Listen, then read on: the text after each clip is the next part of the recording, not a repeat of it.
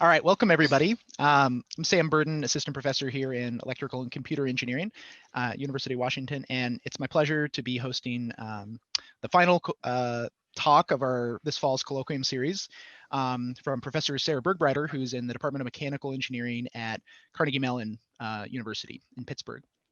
So Sarah did her undergrad in electrical engineering from Princeton, and then dabbled a bit in industry and a startup on sensor networks before starting down the PhD track in ECS at Berkeley. After that, she was at UMD, so Maryland College Park, for about 10 years before moving into her current position at CMU. She's won a number of awards, including a DARPA Young Faculty Award, NSF Career Award. She also got the P-CASE Award through NSF in 2013. So she got to shake President Obama's hand.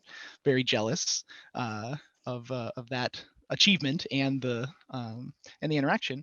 She's also had a number of best paper awards, robotics conferences, and the Hilton Head Workshop, which I actually don't know what that is, but be delighted to hear more about it. And she's currently serving on DARPA's Microsystems Exploratory Council and as an associate editor for IEEE Transactions on Robotics. Broadly, Sarah works in, as the title of the talk suggests, microsystems for robotic microsystems, and she's been somebody that I've known for a long time in the field and followed her work very closely. It's super, super interesting stuff, and I'm really delighted that she's here speaking to us, and happy to hear her share her cool stuff. So with that, Sarah, I'd like you to take it away. Great, thank you very much, Sam. Fantastic introduction. Yeah, I would like to talk a little bit today about some of the work that we've been doing at this kind of intersection between microsystems and robotics. And Hilton Head is a once every 2 years kind of microsystems workshop, effectively held at Hilton Head, held on Hilton Head Island. It's always a very nice setup, like a Gordon conference, so you can relax on the beach in the afternoons. So I highly recommend it if you do anything with microsystems. In any case, so this is a real robot, unfortunately one that I did cut from the talk due to the time. And this is real ant. We do cheat a little bit in that this is a particularly large species of ant called a bullet ant. But I'll talk a little bit more about what we're doing across size scales in robotics. And I think, Sam, originally you told me kind of the thematic picture of this series this fall was on kind of locomotion and manipulation, human robot interaction. So I tried to tailor the content of the talk related to that as well. So if I get to here. So I think one of the interesting things that you find is people don't often think of microsystems when it comes to robotics, but Microsystems has always really imagined robots. It's always been kind of at the back of the room for people who work on microsystems. And so the whole area of MEMS, people trace it back to Richard Feynman gave a talk in the 1950s called There's Plenty of Room at the Bottom, where he really talked about tiny hands building tiny hands building tiny hands. So one of the first instances of people really talking about small scale robotics.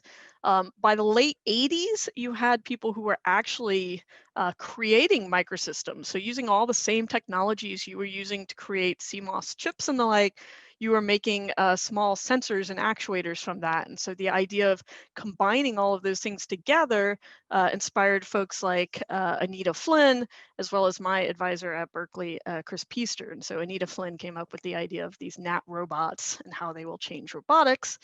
And then related to Hilton Head Workshop, you brought up, Hilton Head was actually the first MEMS workshop was originally sponsored by the IEEE Robotics and Automation Society. And so there's always been this kind of link between the two.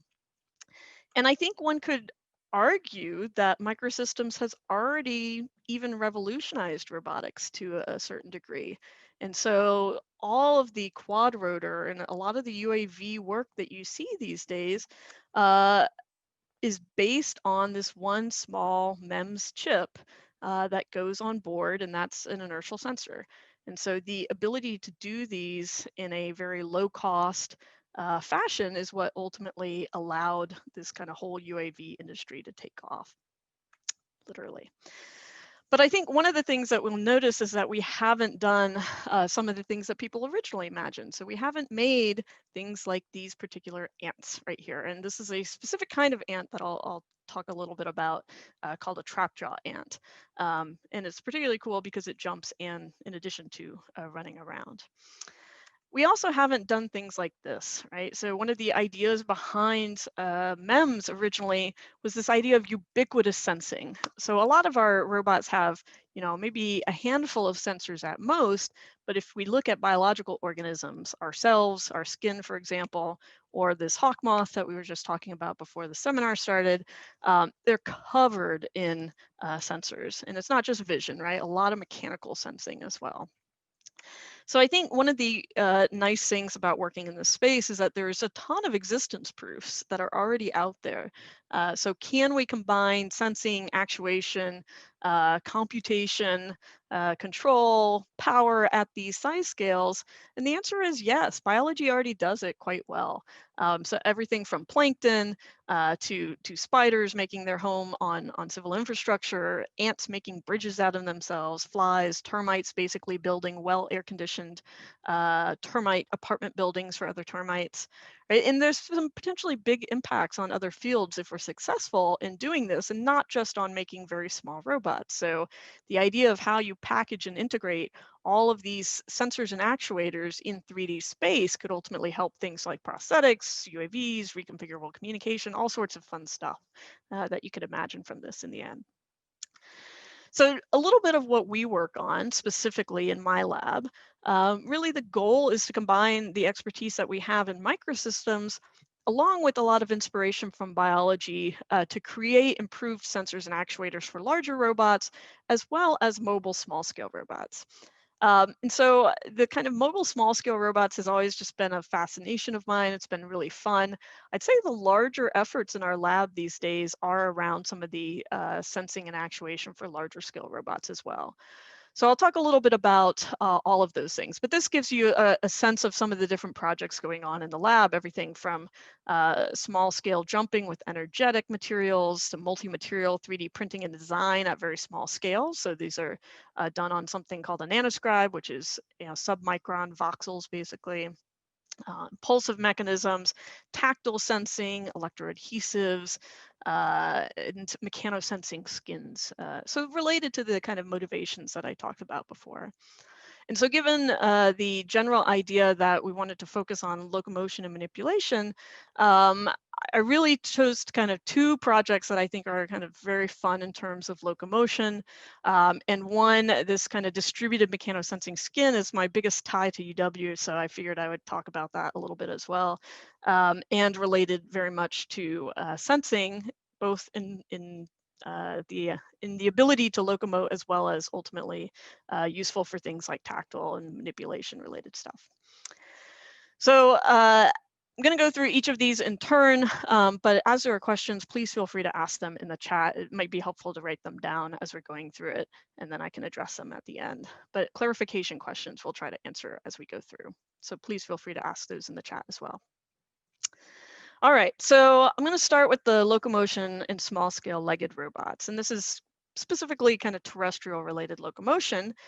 And if you look at kind of the current state, where we're at in terms of tiny robots, we're not doing all that great. It's a short answer. So this plot is showing speed on this y-axis here in terms of body lengths per second. Body mass is on the x-axis in grams. And so this line up the middle here is basically 1 gram. And to the right of this line are larger robots, effectively. So all of the X's are robots here. So there's the cockroach. There's a hammer from Harvard that was kind of inspired by this. And so you can see how they perform very similar in terms of speed and the like there. But once we get below that line, there's a couple robots that are kind of up in this range, but most of them are really down here. Either they don't walk at all, or you're talking about kind of 1 body length per second type speeds. And all of the green circles are insects. This is a particular species of ant up here, for example. And these go down all the way to even 100 micrograms or 30 micrograms. You can find species of mites that move at, way off the top of this chart, 100 body lengths per second. So insects really far surpass our abilities in comparison to robots at this scale. One of the other questions you have in terms of being able to design small scale robots for locomotion is how efficient they are ultimately. And I think this is actually very challenging to think about because it's very dependent on implementation.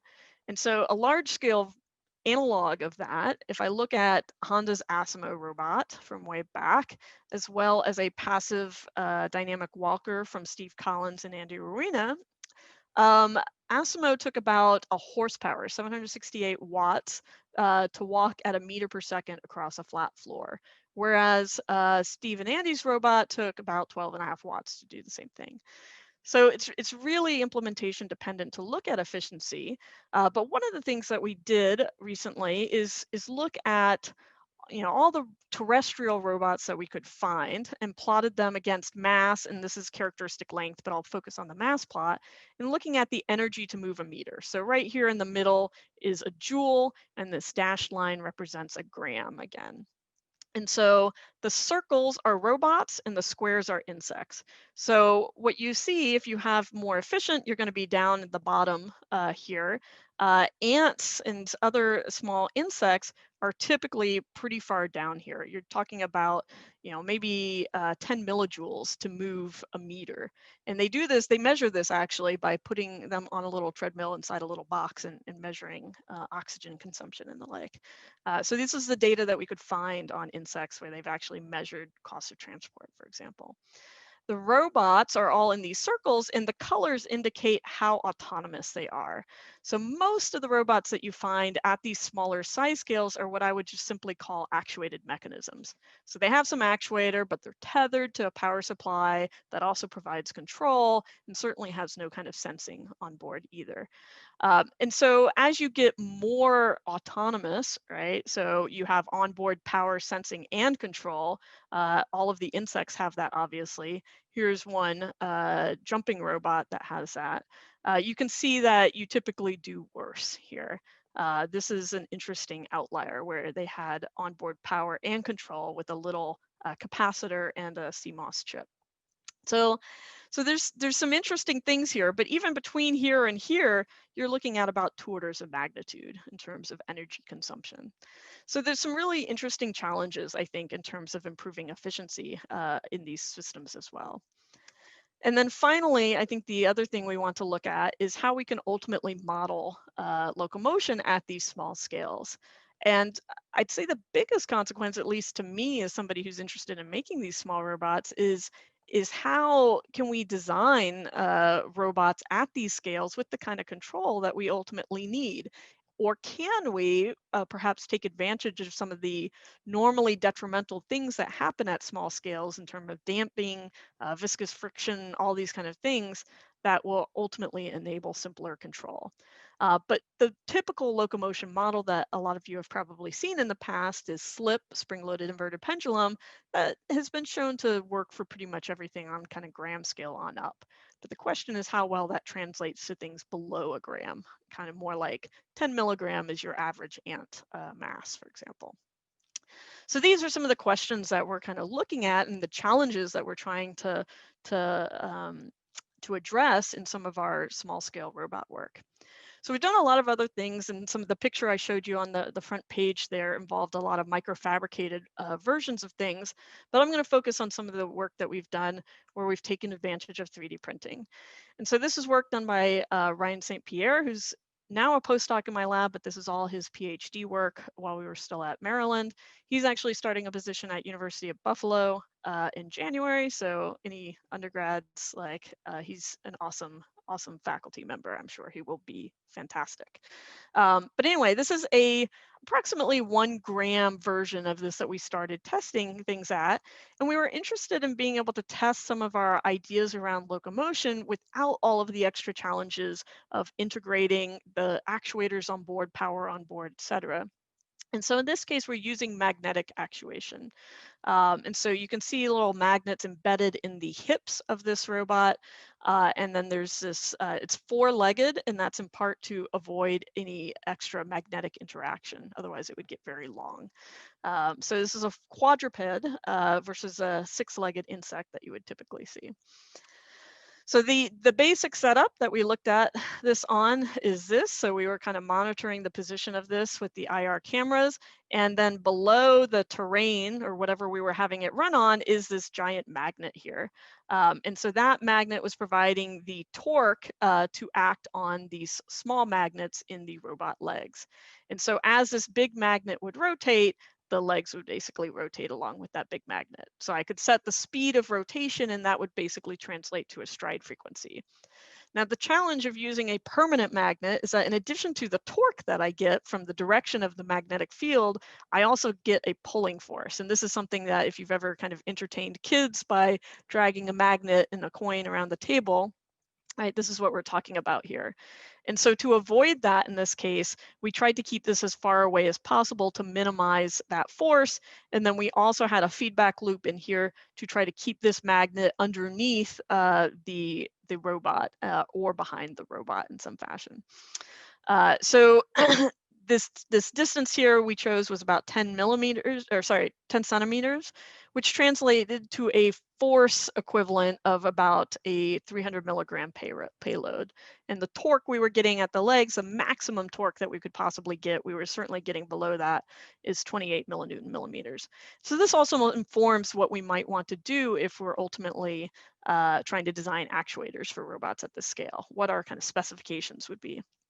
So what you'll see in the next videos is we ran this over some terrain. We chose a clear acrylic here, which you'll see makes it look like it's kind of riding on top of this red thing, but in fact, you can see there's actually 10 centimeters of space between the two. But just so you have an idea of what it looks like as it's running, the perspective is also weird because it makes it look like the magnet is in front, but it is in fact behind. So you can see it running at really high speeds here, and here we put it over some random terrain, and so you can see how it's kind of struggling through this. This is just a basic 3D printed material, nothing fancy about this here. So eventually it would sometimes get through it, sometimes it would get stuck depending on the height of these blocks. But ultimately, one of our questions going into this is, could we choose our leg materials in addition to kind of the leg design to ultimately improve control? And so this is a video taken from Bob Full's lab back over 20 years ago of this death's head cockroach running over similar terrain to what you saw in that last video. And it's doing an amazing job of this. And one of our hypotheses going into this was that the cockroach is using the material properties of its legs and its muscles effectively to help provide the kind of control that it needed in this kind of environment. And so we basically came up with this process to add new materials to the legs so we could mold whatever material we wanted in the shape of a leg and then insert it in here with a little bit of glue and some patience and good tweezers, basically. And so this is the final device, the final kind of, I always hesitate to call these robots, but the final, I'm going to just call it robot for brevity here. The final robot here, and you can insert the magnets also to get different gaits. And what I'll focus on here, I think, is I think all the results are from a trotting gait. So these two magnets are oriented in the same direction, and these two magnets are 180 degrees out of phase. So we looked at a couple different materials. So remember, we're interested in this hypothesis as to how the material properties ultimately help us in terms of locomotion. And here is the cockroach data right here between this blue and purple line. So the blue line represents a fixed coxa, so it's kind of fixed at the hip, and the dashed purple line is free there. So we looked at a couple different materials. One was this more foam-like material, extremely compliant. So in this case, we're looking at stiffness or impedance on this y-axis and frequency on the x-axis, because that would ultimately correspond to our stride frequency in some fashion. And the foam you can see is very, sorry, this would correspond to the viscoelasticity. The foam you can see is very compliant here, way more compliant than the cockroach legs, for example. We looked at two silicone rubbers, which are the red and the blue versions here. And so you can see the blue, which is this MRTV, is reasonably close as well to the cockroach data. Red is a little bit stiffer. This is your standard Silgard 184 for those who've played with it in the past. It's just a basic silicone rubber. And then this black line is a material that's available for 3D printing called Tango Black Plus from Objet. And you can see this is extraordinarily viscoelastic, and you can see that because the stiffness increases pretty dramatically with frequency. And so this meant that at higher frequencies and for contact, it effectively looked like a rigid leg. So if we look at tan delta, this gives us a sense of the damping in the material. So both the blue and the red, both of the silicone rubbers are pretty similar to what data we could find on the cockroach legs. And you can see the green and the blue are much more heavily damped. So the blue, the MRTV, had slightly higher damping, is something also to keep in mind. So the blue is more compliant and a little higher damping. The red is a little stiffer, slightly less damping, more resilient ultimately. And so this is the data that we get for this trotting gait. So we're looking at the average forward velocity on the y-axis versus stride frequency determined by how fast we're rotating that magnet on the x-axis here. And so the Tango Black, we don't even plot the foam. Actually, foam is pretty much a straight line because it wraps around the axles and becomes wheels effectively. So it was a nice kind of control experiment that we didn't intend, but it basically runs right through here. So the blue and the red certainly outperform it. The black actually performs very similarly to our rigid legs. And you can see that in general, this MRTV, which remember is the more compliant, slightly higher damping material, generally performs a little bit better than the red material in terms of forward velocity. And our peak was actually at this frequency right here, which was just over 19 hertz stride frequency. And this is what that looked like in action. So it was running at close to 20 centimeters per second here. And we learned to use a black surface in this case as well. So you live and learn on the videos as you go. So this was about 12 body lengths per second, which is quite reasonable in comparison to an actual cockroach, which is also right around the same point in terms of maximum speeds. So we also wanted to, of course, try to model this and understand what effect was really helping us out as a consequence of using this particular material. And so this is work with Jonathan Clark and his student who has since graduated, Wei Gao. And in this case, we use a modified slip model in which we also include some damping in that leg there. And so we have a stance phase and a flight phase, same basic setup to the experimental data. And in this case, we came up with all these giant design maps that I'll walk through here. So on this y-axis here, I have damping ratio. And on the x-axis, I have a relative stiffness. So these are both dimensionless terms here for consistency. And the general rule of thumb is that small insects are typically have legs that have relative stiffnesses around 10 to 20 or so. And so I can zoom in on this area here. You can see this is a lot of red. The color map is representing the Froude number or Freud number, I think it's Froude number, which is effectively a dimensionless velocity. So this is giving us a sense of speed. So more red is slower, more yellow is faster. And so if we zoom in here, what we can see, and then each of these, so this is one of the materials, this is the MRTV, this is the PDMS, this is the Silgard 184 up here, so it's clearly stiffer. And what you can see is that, and the star, sorry, is the Edubot. What you can see is that there's some really interesting kind of stuff going on in this area right here. If there's white, we weren't able to find a stable locomotion cycle as well. Sorry, I'm missing my explanations on this. So what we can see is that if I am extremely resilient, I can go really fast. That's not terribly surprising, right? If I'm recovering lots of energy and I'm using that, I'm going to go pretty fast. And so that's represented by this more yellow color down here. If I have more damping, I'm going to definitely go slower. And so I can see that in general, I'm operating around this region for these kind of two systems. This was a scaled down, sorry, this is the Edubot right here. So here is fast, here is slower. But we also, there's trade-offs with this. Like if I'm fast, I can also become less stable. And so in this case, we're looking at the eigenvalue. So we look at the kind of return map here and we look at the eigenvalue of this. And in that fast region, I also typically have a really high eigenvalue, which means I'm more likely to become unstable in this case. And so there's some trade-offs there. If I want to go fast, I have to kind of run at this edge of stability. And there ends up being this slow area that I can be incredibly robust. And so this is a fairly high damping ratio here of around 0.4. So you can kind of think of that in terms of your mass spring damper systems. And it's reasonably damped. It would die out pretty quickly. And then there's some really interesting sweet spots in here right around this kind of biologically relevant relative stiffness and a slightly higher damping ratio of around 0.15 to 0.2, where I can have both a reasonable speed and be reasonably robust. And so this is a really interesting insight going forward in terms of how we might want to ultimately design our legs, and the material choices that we can use can get us potentially a little bit of both there.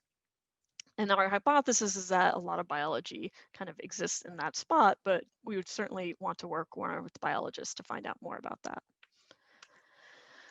But ultimately, we were interested in much smaller as well. And so in this case, this was about a gram that I was mentioning before.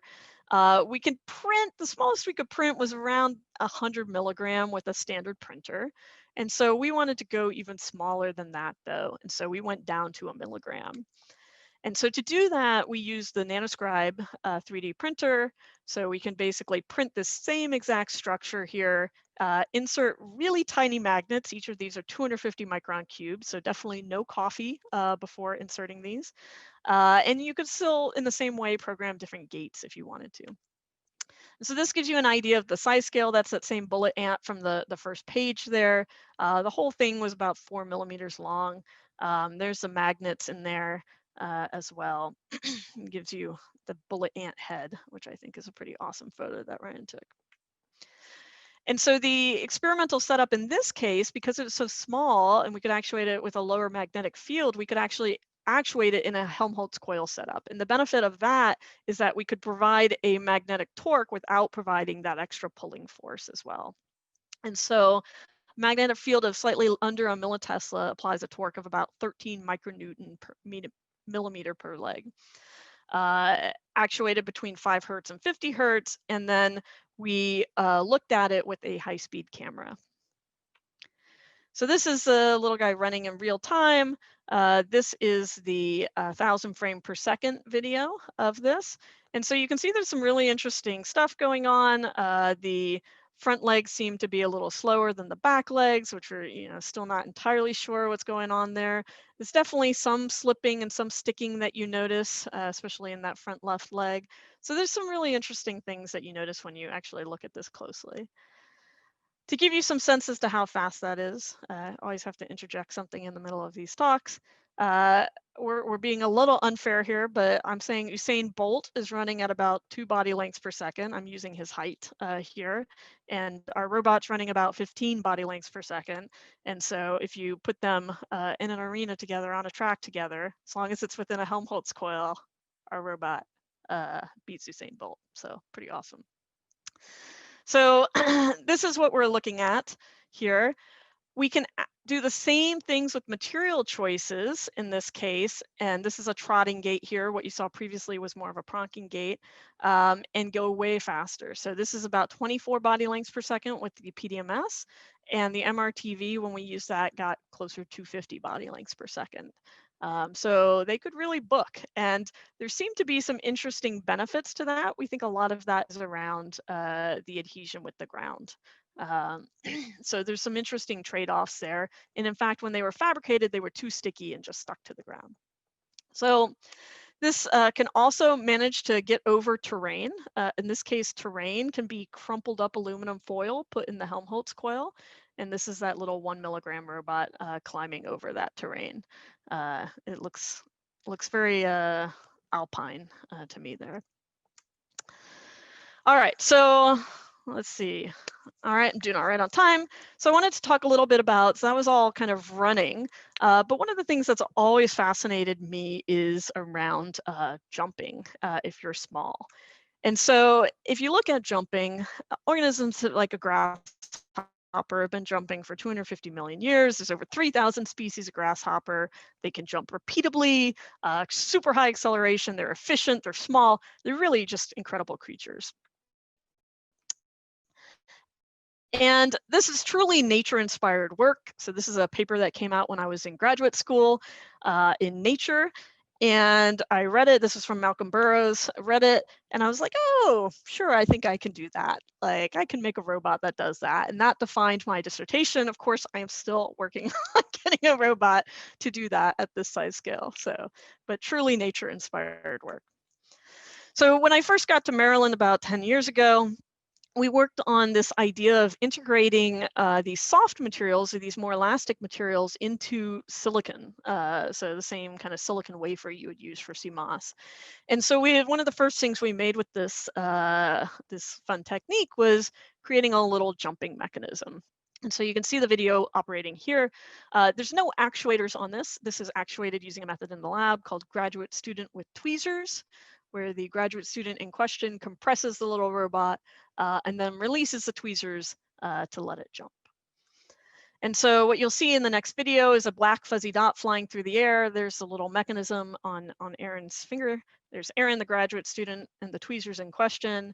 And so you can see this small little robot jumping up in the air. You can see it bouncing on the ground. It's fairly robust, in part because it's small. You get some nice scaling benefits there.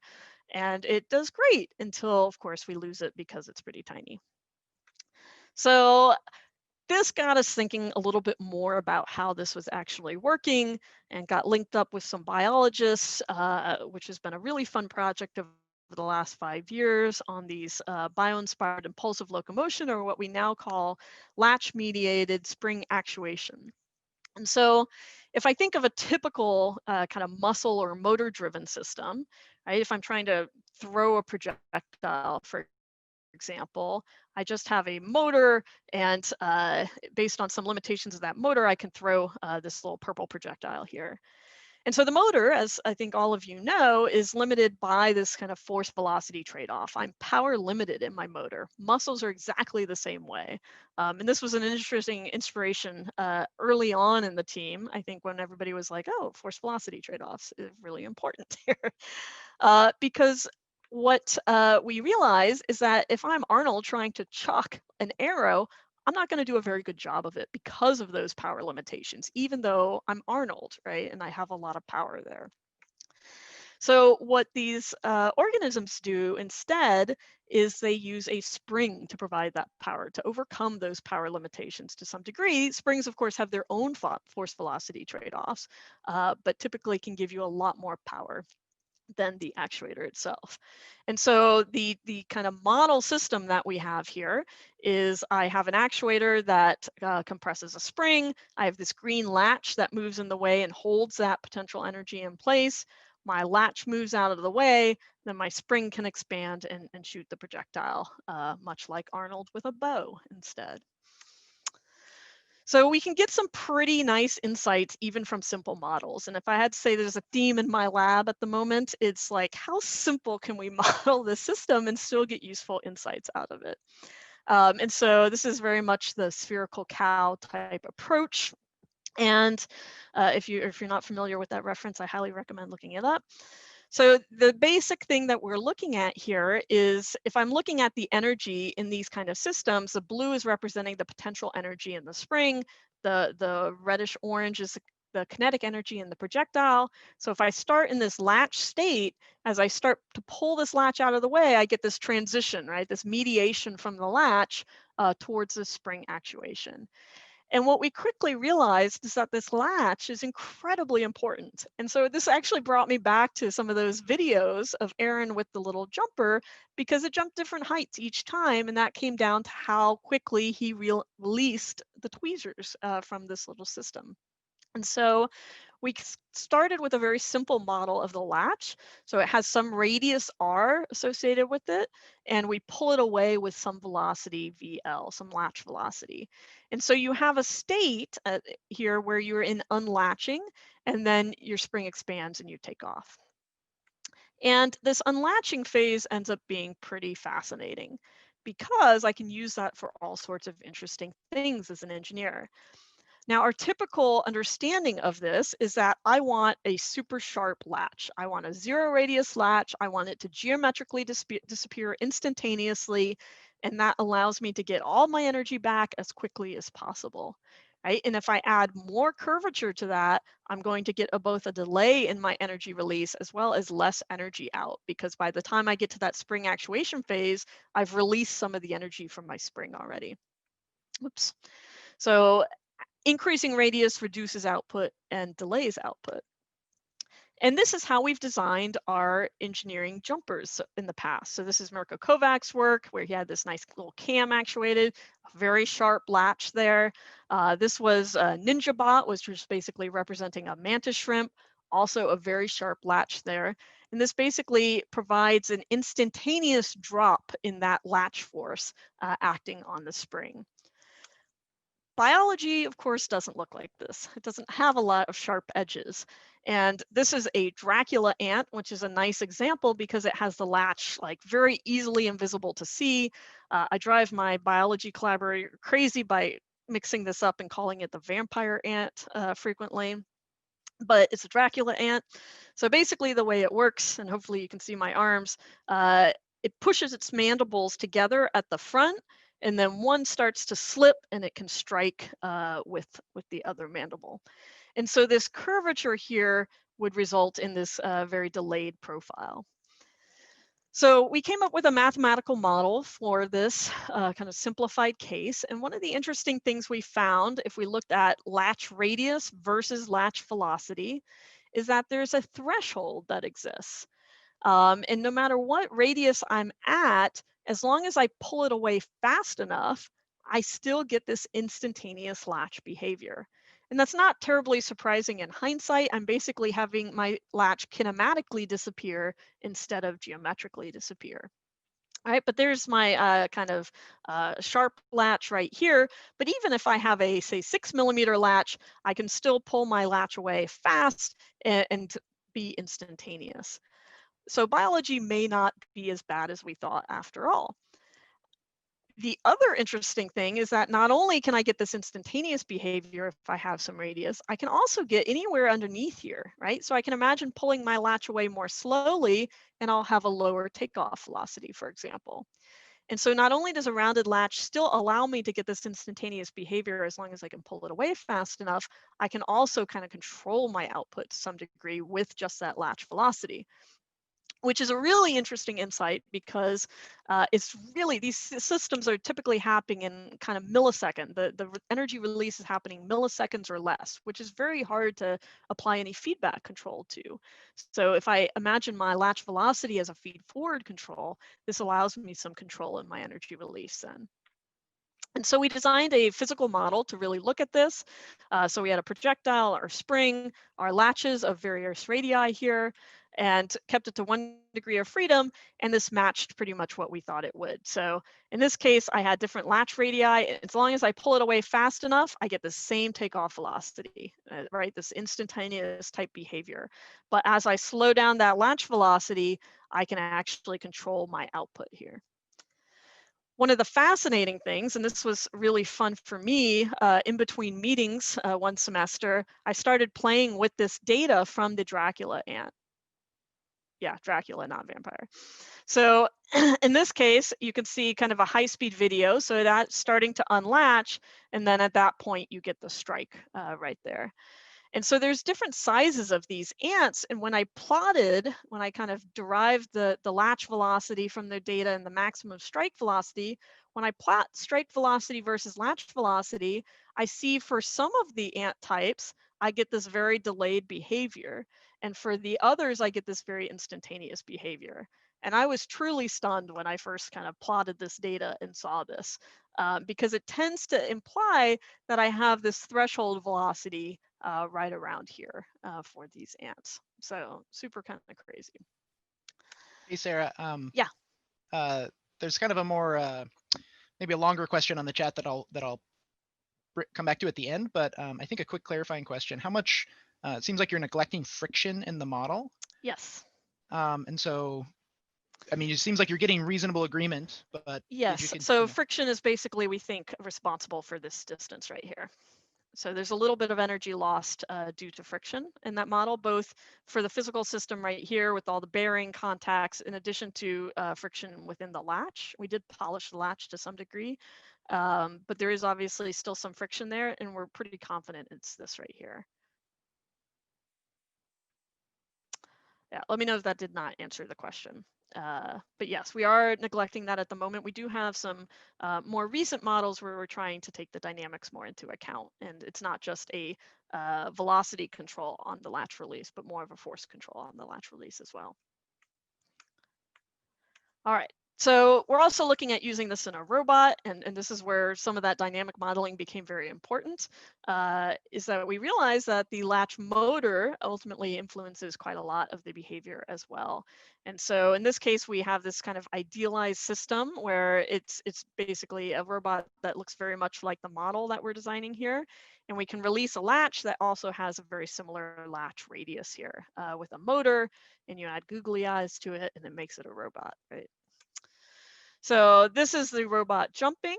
And the nice thing here is that we can use the DC motor attached to that latch to effectively control the speed of that latch. So we can apply 3 volts to that, we can apply 8 volts to that, and we get different jump heights depending on the voltage that we apply, effectively the latch speed.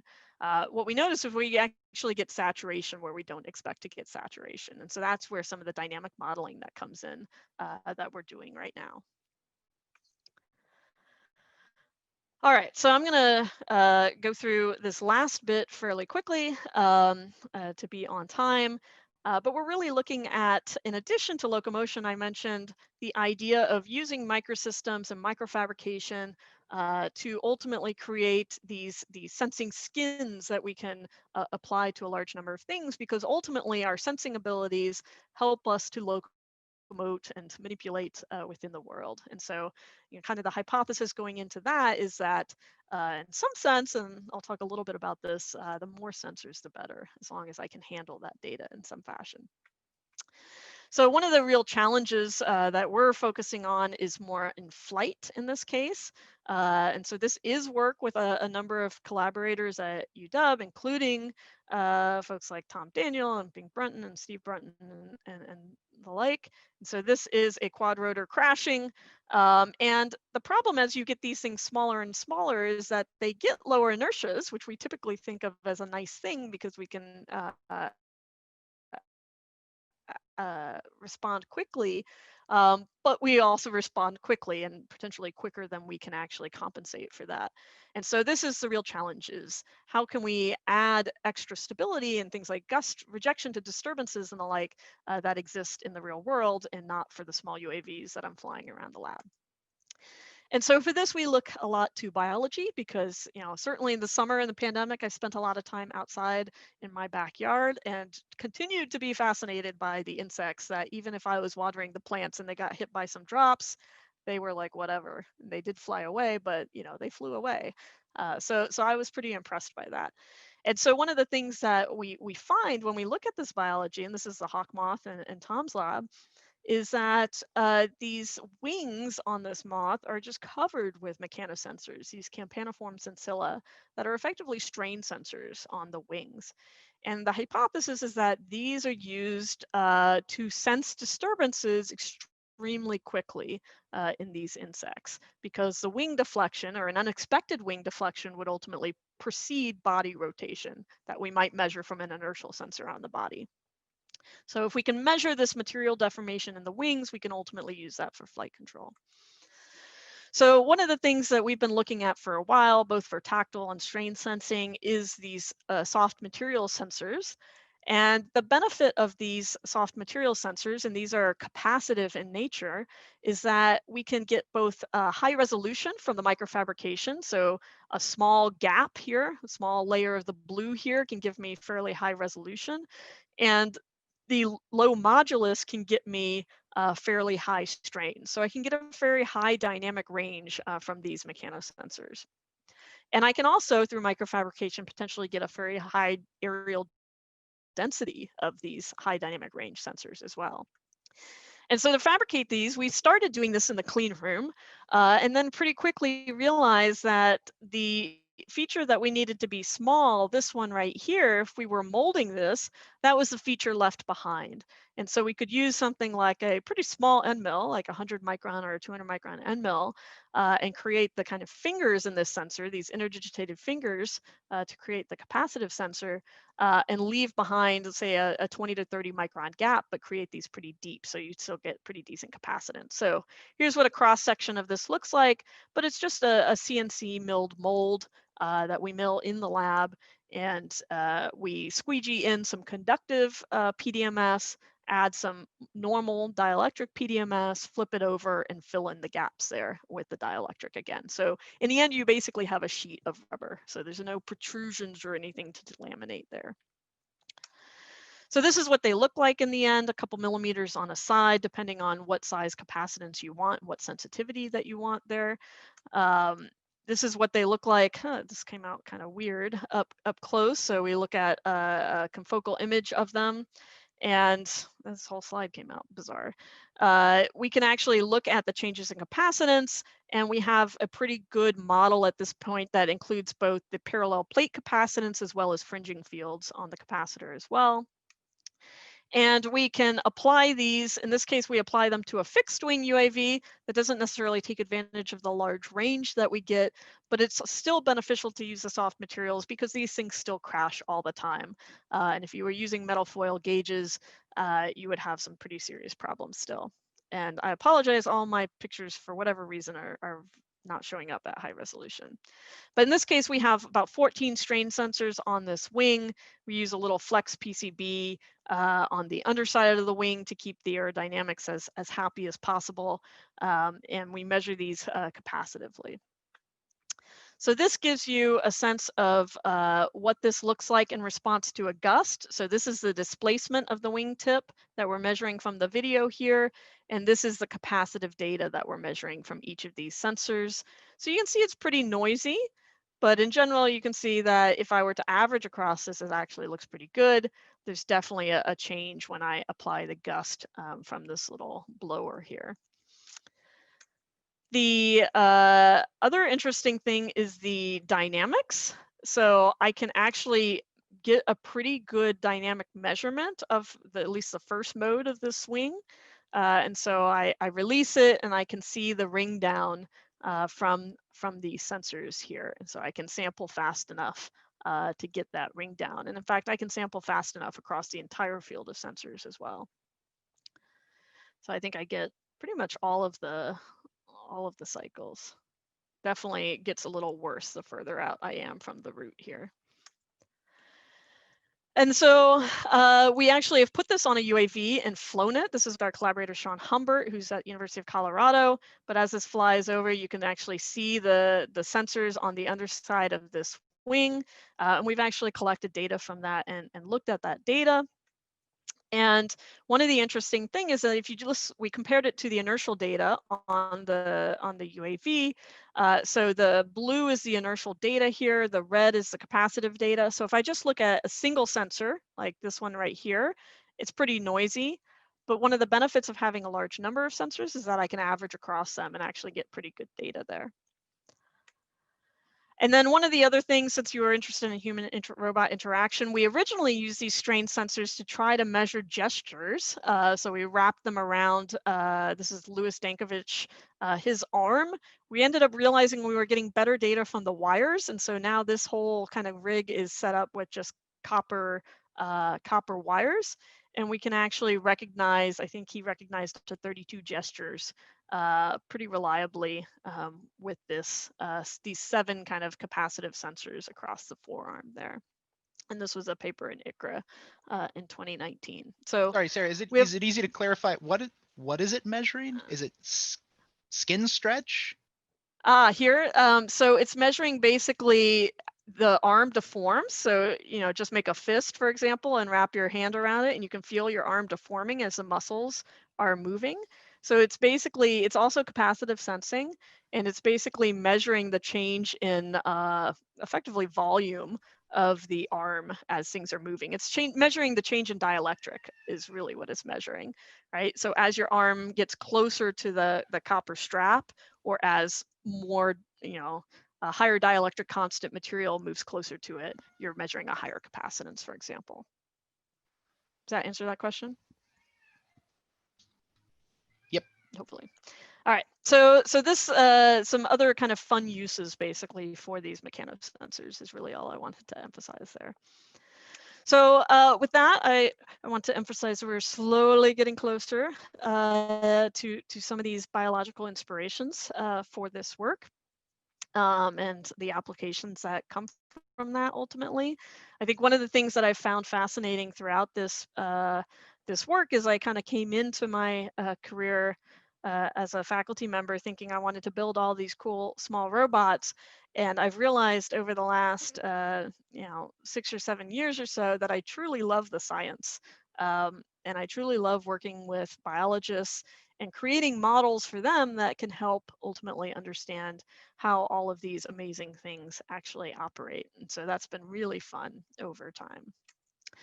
And so, of course, thanks to the group that does some amazing work there, and future group members, obviously too, and obviously all of the people who have been helping out with this financially along the way. And it's the last seminar of the semester for you guys, so I'll leave you with a little comic, and thank you for the attention.